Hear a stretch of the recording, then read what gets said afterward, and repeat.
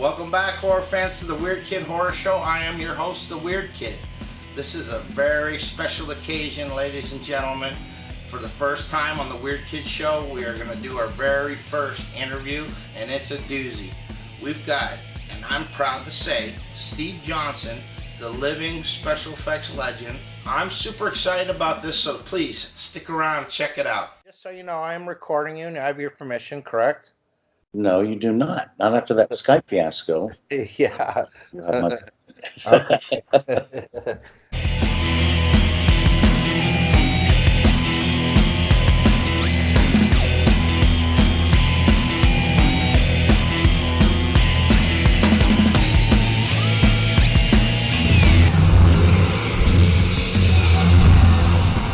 Here we are with Steve Johnson, living special effects legend, and now an author. Is there anything else we'd like to add to that? I costume designer, creature designer, you name it. What else can we add to that list? I don't know. Handsome, witty, charming. You told me your age when we were talking earlier, and I hope I look half as good as you. I'm fucking an inch from being 60 years old. Yeah. No, So- I've got Keith Richards' genetic makeup, I guess. Oh, no, come on. I think Keith Richards died like 10 years ago. Just nobody informed him yet, you know? Can't even begin to cover your resume. I mean, first and foremost, I mean, come on, you designed Slimer from Ghostbusters. I mean, that is just, it is such an iconic creature, you know? Steve, I want to go back. I want to go down memory lane way, way, way, way, way, way back. Like, let's say a 7-year-old Steve Johnson. What were you doing? What kind of stuff were you doing? I actually came out of my mother's womb wanting to create monsters and do impossible things. I can't remember a time when I didn't want to do this stuff. As a kid, I was always fascinated with the old Hammer films and the Universal monsters, the classics, and just wanted to figure out how they did it. And you have to remember there was no internet back then. There was no dissemination of information. There were no books. There were no schools. Now it's become mainstream. I mean, there's television shows about it, for God's sake. Face Off. It's easy to find the information then, but I was trying to figure it out on my own. So, what did I do? I stole my grandmother's wig once and cut the hair off and glued it on my friend's face and made a werewolf. Glued it on with nose glue. I used to take apples and peel the skin off and put them in the sun and let them prune up and wrinkle, and then I would shave that off and glue it on my friend's face. I did everything I could with no books, no knowledge, no materials, just trying to figure this shit out. It wasn't until I guess I was in the 4th or 5th grade, I came upon Dick Smith. Once again, Dick Smith made a book in the late 60s called Do-It-Yourself Monster Makeup Handbook. And it was just a little soft cover, almost like a magazine. It had all these techniques that Dick thought kids could do easily, but it also had some fairly professional techniques in there. It didn't get into three-dimensional prosthetics at all, but it also showed you where you could actually get these materials, because I was stealing wigs and using apples, and I didn't know anything about latex or collodion or any of the other prosthetic materials that were available back then. So finally, I had a window into this world. So I started mowing lawns and shoplifting and doing whatever I could to get money to buy materials, and then I was on my way. Was there any kind of like... To my friends so I could make money to buy materials. It's a true story. You used to what? Say that again? Sell marijuana to my friends to get money to buy medical supplies. Well, of course. Well, I was in junior high, for fuck's sake. Yeah. Did you spend a lot of your time holed up in your bedroom when you should have been out playing, trying to work, like studying like the work like Jack Pierce and maybe Lon Chaney Sr., trying to work out how to do all these things? Did you spend a tremendous amount of time like I did. I mean, I spent a lot of time watching movies, because you can't really make movies if you don't understand how they're made, and the way you understand how they're made is by watching them and just absorbing, and then it comes back out. I did a lot of reading, all the classics, Jules Verne, H.G. Wells, Robert Louis Stevenson, and all of that helped fuel my imagination. I would race home from school so I could work on my Albert Einstein likeness makeup. That's all I really cared about was being the best I could be and honing craft all throughout junior high and high school, actually. Yeah. And did you at some point in time like start to try to work on your own version of what would be like animatronics, like moving parts and like standalone props that with their own moving No, when I was features? a kid, I want to know. When I was a kid, I didn't. I mean, the best I did is I did a demon makeup once, and I wanted it to change expression. Because when you sculpt something away from someone's face, it's kind of static, like the Planet of the Apes makeup from the original film. They're just static masks glued onto people's faces. So I wanted to take photographs of it, and I wanted to be able to snarl and scream, and so I just created plastic teeth that would fit on my friend's lips, a thin foam rubber mouth around that I could snap into different expressions, just for different expressions for stills. But no, I didn't get into animatronics at all until, I only never thought I would get into animatronics Uh-huh. ever, because I'm not a very technically minded guy. I'm more of an artistically minded guy. But ultimately, I became known for huge animatronics like Slimer and all the Hulk stuff that we did. It was, Yeah, yeah. fortunately, that film fell apart. But yeah, The Flying Eye from Big Trouble in Little China. I've done tons of Dr. Octopus from Spider-Man 2. That's about Oh as yeah. as it Oh, man. gets. But what you do is you hire experts. You hire people that are better than you, and you art direct them, and you end up managing it and becoming the go-between and helping these people be the best they can be by giving them the time and the money to do their best work. That's awesome. That's awesome. So, was there ever a burning bush? Was going to that convention and meeting? It was Rick Baker, correct? You went to a convention out of high school, and Yeah, you had a same. portfolio with you. Was that the burning bush? Was that like the defining moment in your life to where the crossroads were in front of you, and I'm going this way?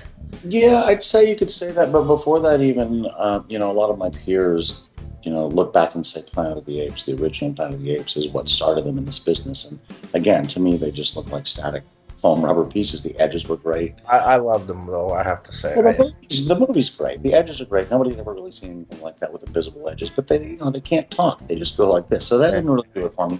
But when I saw Dick Smith's work on Dustin Hoffman and Little Big Man, I almost lost my little 13-year-old mind, because he turned a 22-year-old Dustin Hoffman into a 120. oh yeah, yeah. And it just blew me away, and that was it for me. That was like, I want to do that no matter what. I want to figure out how to do that. There's one film you worked on that I loved. That was Necronomicon, H.P. Lovecraft adaptation. It's funny that you bring that up. That's such an obscure film, and I'm doing next week. I'm doing a new Blu-ray release of that film. Doing like an extra, going in and doing an interview about basically that movie, but also all of Brian Usna's work. Because I've done a ton of films with Brian. I really love Brian. Brian Usna, the director of that. Yeah, yeah, that's awesome. So did the Weird Kid just get an exclusive here on the release of the Necronomicon Blu-ray, or? Maybe, I don't know. In 1981, I was 12 years old, and my brother took me to see a movie called Ghost Story. Mm-hmm. And it scared the shit out of me. Yeah, that was a Dick Smith show, and Dick Smith is the God rest his soul. He died about 5 years ago, but he's the godfather of our business. He kind of created this business with movies like The Godfather, Taxi Driver, The Exorcist. Hello, yeah, Little Big Man. All of these films. Amadeus. He's just he started. He figured out how to do prosthetics. The really professional way that's still in use today. And that movie was his movie. He did the lion's share of the effects, but toward the end of it, they had a lot of reshoots and wanted to add some ghost effects. And so he called Rick Baker, who's my mentor, that I work directly with. So I worked with Rick on some insert shots, some reshoots for after a principal photography was finished. But no, that's really a Dick Smith show. The pickup. I did do a couple of ghosts for it. Yeah, the pickup shots. Yeah. Of course, the Abyss. I mean, what can you even say? It's the Abyss, and how much was it at that point in time? You had a team of people where you could point and say, "Do this, do that," and I can imagine the grueling hours that had to go into. Yeah, absolutely. I mean, with these projects, particularly bigger projects like that, you always have a team of people. I probably had 50 or 60 people working on that. So, I mean, my job was just try to to try to create the impossible that was coming out of Jim Cameron's mind. He's quite the taskmaster. I mean, he came to me and said, look, I'm going to create the most, and this was before digital technology. There was no fallback. We had to make this stuff actually work for real. There was no fixing it in post. And he said, look, I want to create the most amazing, most beautiful, ethereal aliens ever seen on film, and I want them to light up and change color like a goddamn Las Vegas casino sign. And I want them to be glass clear, and I want to actually shoot them underwater, which all three of those things together is quite a tall order. But ultimately, it worked out. I'm really proud of it. If people ask me constantly what's the most difficult project you've ever done, I always point to The Abyss because it was virtually impossible. But it's also one of the films I'm most proud of because we did pull off the impossible. You worked, but were uncredited on Predator. Oh, God, let's not talk about that. You can read the full story in Rubberhead Volume 2. I've got a book series. Rubberhead 1 came out about 2 years ago, and the first printing sold out. Rubberhead 2, I think, is going to come out in January now. It's a 5-book series. It's kind of a memoir/art book. There's tons of photos. Each book is like, I don't know, 250 pages, but it's all full color and tons of photos, stuff people have never seen before. And that Predator story has haunted me and followed me like an abused puppy for most of my career because I was hired to create the original Predator suit that Jean-Claude Van Damme, the kickboxing guy, was his first show. He came over from Belgium, and we built the suit for him, but it was way ahead of its time. It didn't work. Ultimately, I got fired. Stan Winston did the job. But this whole story in photos and in a, I have to say, very hysterically funny narrative is told in Rubberhead Volume 2, which should be coming out in January. What just happened is that I kickstarted Volume 1, kickstarted Volume 2. Really don't like Kickstarter because you got to do the pins, t-shirts, all the stickers, all that kind of stuff, and I'm not in that business.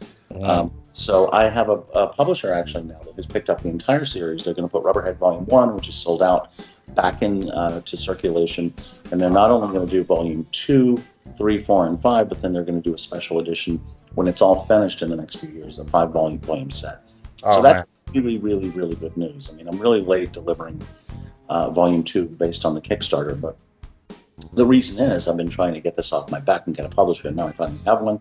And so the books will be available throughout perpetuity, throughout the universe, forever, long after I'm dead, and it will be my legacy, and I'm really, really, really happy about that. Oh, man, yeah. Actually, if your viewers want to buy, you can't buy Volume 1 anymore because it's sold out until January when it goes into its second printing, but you can pre-order Volume 2 at bigcartel.rubberhead.com. If you go to Big Cartel, like a drug cartel, bigcartel.rubberhead.com, you can pre-order Volume 2. Okay, yeah, I'm going to make sure I provide links for everybody there at the end there, but it's good stuff. People need to definitely jump on that and stuff. No, I'm really, really proud of these books. Not only, that it kind of showcases my team's work on all these films, but it also, they were really, really fun to write. It's not your typical book about special effects. It's certainly not a how-to book.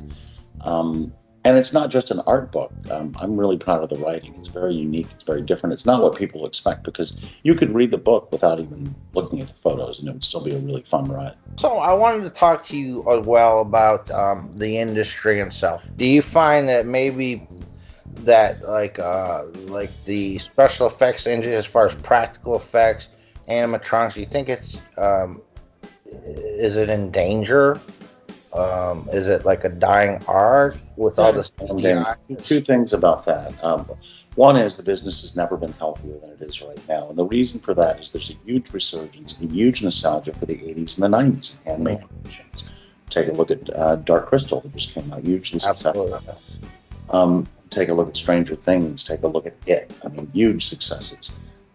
They're hearkening back to the 80s and the 90s when things were done practically. All directors, everybody that comes to me now says they want to do everything practically because it's like the new hip thing to do. Whereas 25 years ago, directors and producers came to me and said they wanted to do everything digitally just because it was a catchphrase.